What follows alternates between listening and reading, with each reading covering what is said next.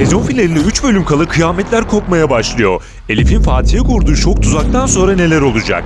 Fatih ile Başak'ı bekleyen peş peşe büyük bombalar heyecanı en üst seviyelere çıkaracak. Başak'ın gizlice buluştuğu adam kim? Fatih ile tamamen ayrılıyorlar mı? Sezon finalinde Ömer diziye veda mı edecek?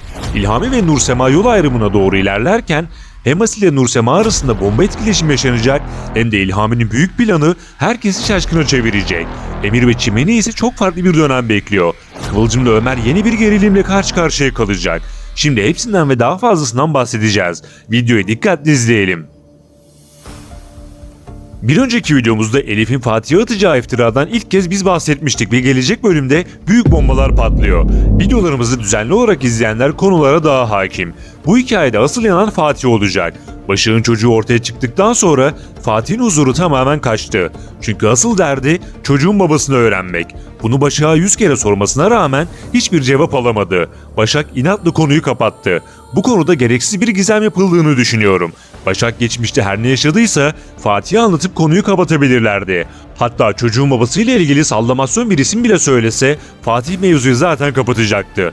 Bir ihtimal yeni sezonda diziye dahil olacak olan Murat Aygen'in Cemo'nun babası olabileceğini düşündük. Fakat çocuğun babası kim olursa olsun ve Başak geçmişte ne yaşamış olursa olsun rahatsız olsa bile Fatih'e kısaca anlatabilirdi. Eğer çok büyük bir travma yaşadıysa en azından sallamasyon bir isim söyleyerek Fatih'in konuyu kapatmasını sağlayabilirdi. Fakat Başak'ın bu inadı Fatih'i paranoyak yaptı. İşte konu buralardan ayrılığa kadar ve hatta Fatih'in sarhoş olup Elif'in hain tuzağına kadar gitmiş olacak. Başak bunların yaşanacağını öngörebilseydi Fatih'e çocuğun babasını 10 kere söylerdi ancak iş işten geçmiş olacak. Peki Başak kiminle buluştu ve Fatih ile tamamen ayrılacaklar mı? Elif'in iftirasından sonra neler olacak? Fatih haklı olarak Başak'ı gizlice takip etti ve yine doğal bir şekilde haklı olarak Başak'ın buluştuğu kişiyi Cemo'nun babası sandı. Fakat Fatih mevzuyu tamamen yanlış anladı. Elbette yanlış anlaması normal çünkü adam paranoyak oldu. Aslında Başak kardeşi Asaf'la gizlice buluştu. Bu zamana kadar çocuğunu herkesten gizlediği gibi kardeşi Asaf'ı da gizledi. Yiğit Kalkavan'ın canlandıracağı Asaf, Başak'ın kardeşi olarak dizideki gerilimi iyice artıracak.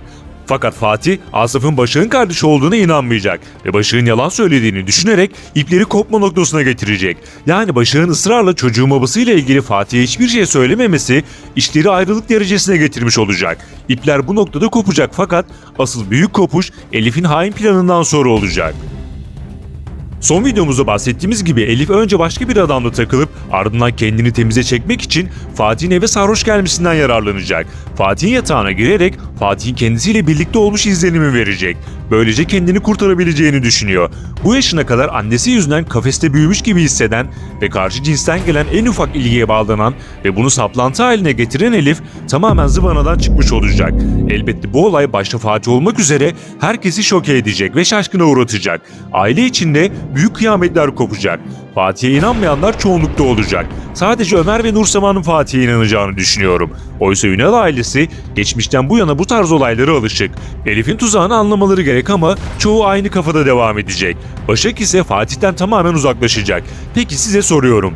Elif'in böylese bir tuzak kurup Fatih'e iftira attığı için Nilay'a tuzak kuran Yağız'dan bir farkı var mı? Yorumlara yazın.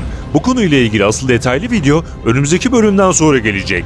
İşte bu olay çocuklarına toz kondurmayan Salkım'ın en büyük sınavı olacak ve Ünal ailesinde artık hiçbir şey eskisi gibi olmayacak. Üstelik bunlar Salkım'ın daha iyi günleri. Çünkü önümüzdeki süreçte Salkım'a asıl büyük şoku Abdullah yaşatacak. Salkım'dan ve kızından iyice bıkan Abdullah birçok kez söylediğimiz gibi Asude ile etkileşim yaşamaya başlayacaktır. Şimdi gelelim diğer bomba olayları ve sürpriz gelişmelere. Kızılcık şerbeti demek kaos demek. Çünkü kaos dolu olaylar bitmiyor. Tansiyonu yükseltecek bir başka olay da Nursema, İlhami ve Asil tarafında yaşanacak. Evet, İlhami yangında hatalıydı. İçeri gidip kurtaramasa bile Nursema'ya ve babasına seslenebilirdi. Fakat İlhami senaristimizin azizliğine uğradı. Çünkü Asil'in kahraman olabilmesi ve Nursema ile etkileşime devam edebilmesi için İlhami'nin bu konuda ezilmesi gerekiyordu ve öyle de oldu. Bu nedenle Asil ve Nursema arasındaki yangın alevlenerek devam ediyor. Bu yangın İlhami'nin içini yaktı. Gözünün önünde adeta flörtümsü tavırlar sergilenince kafayı kırdı ve Asil'le kavga etti. Birçok kez bahsettiğimiz İmam İlhami'nin psikopat karakter dönüşümü artık tamamlandı diyebiliriz. Evet, Nursema ve Asil birbirlerine giderek daha fazla yakınlaşacaklar. Bundan kaçış yok, bu bir gerçek. Bu nedenle İlhami ve Nursema yeni bölümden itibaren yavaş yavaş kopma noktasına gelecekler. Üstelik Asil ile Nursema arasındaki sürpriz etkileşimler devam edeceği için asıl fırtınayı İlhami'nin koparması bekleniyor. Hatta çok çarpıcı olması beklenen sezon finalinde İlhami'den bomba hamleler gelirse şaşırmayız. Belki de bu karaktere sürpriz ve çarpıcı bir şekilde sezon finalinde veda ederiz. Elbette bu sadece ihtimal. Peki sizce Asil mi haklı yoksa İlhami mi? Yorumlara yazın. Ayrıca Asil Nursema'nın kaçıncı kocası olacak sayabilenler yorumlara yazsın. Şimdi gelelim Ömer'in veda edeceği iddialarına ve Çimen'le Emir'i bekleyen yeni döneme. Son günlerde sosyal medyada Ömer karakterini canlandıran Barış Kılıç'ın sezon sonunda diziden ayrılacağı iddia edildi. Net bir şekilde şunu söyleyelim. Ömer karakteri diziden ayrılmayacak. Veda etmesi hiçbir şekilde söz konusu değil.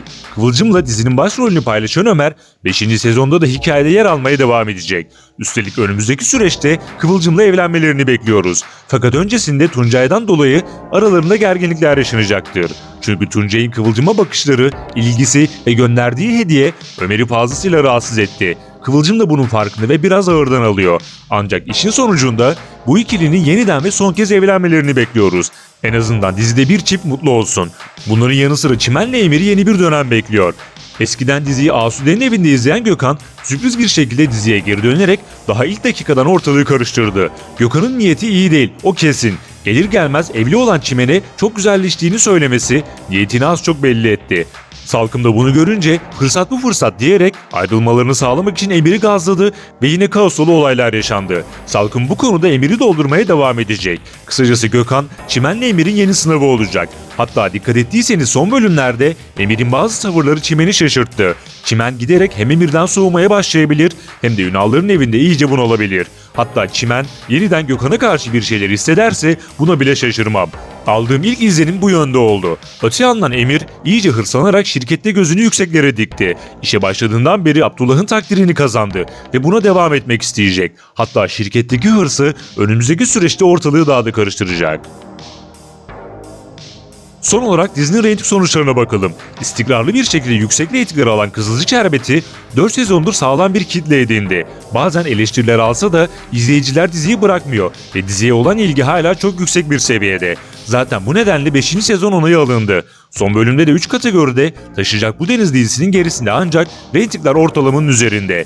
Dizinin bu başarısının devamını diliyoruz. Peki siz son yaşanan senaryolarla ilgili neler düşünüyorsunuz? Fikirlerinizi ve düşüncelerinizi yorumlara bekliyorum.